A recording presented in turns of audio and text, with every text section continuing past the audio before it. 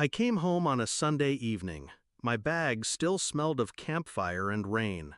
When I opened the door to my room, it wasn't my room anymore. The bed was gone. My desk, my books, my life vanished. In its place stood an easel splattered with paint, the air thick with turpentine. "She needs the space," my mom said from the hallway. "Don't be selfish," my dad added without looking at me. I didn't argue. I just set my keys on the table, nodded once, and walked out. They thought that was the end of it. It's strange, the way betrayal burns differently when it comes from blood. I could have forgiven a thief. I could have forgiven a stranger. But this was my family telling me I didn't matter.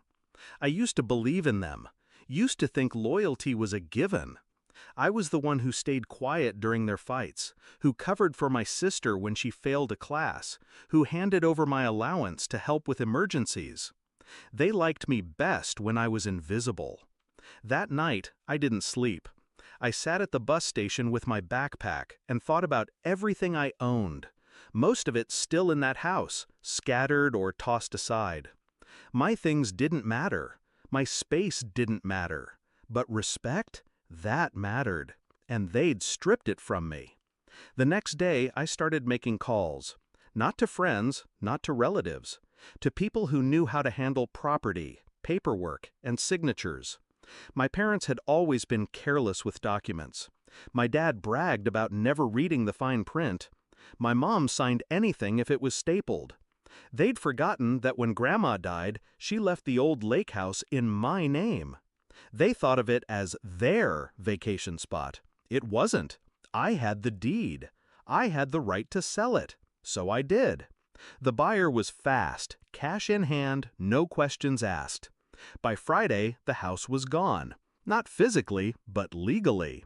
My parents found out when they drove up there for the weekend and were met by a locked gate and a very confused new owner.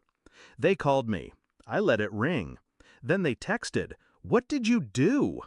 I replied with 3 words. I needed space. They came back furious.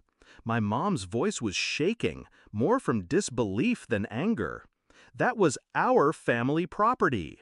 "No," I said, "it was mine. You should have read the will." They threatened to sue. I told them to go ahead. They did. Court was quiet, almost boring. The lawyer I hired was sharp, the kind who smiled only when he was about to cut someone in half with paperwork. Every document, every signature, every law was on my side. My parents sat there realizing they weren't just losing a house.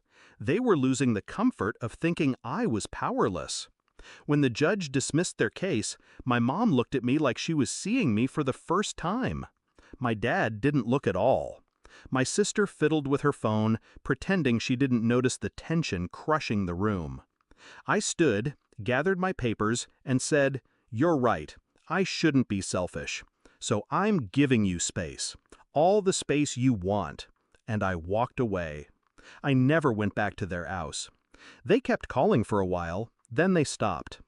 People ask if I miss them. I tell them I don't miss people who teach me I'm disposable. I don't miss 4 walls that can vanish without warning.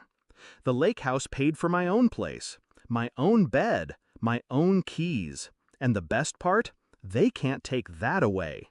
Because now they know I may be quiet, I may be patient, but I am never powerless.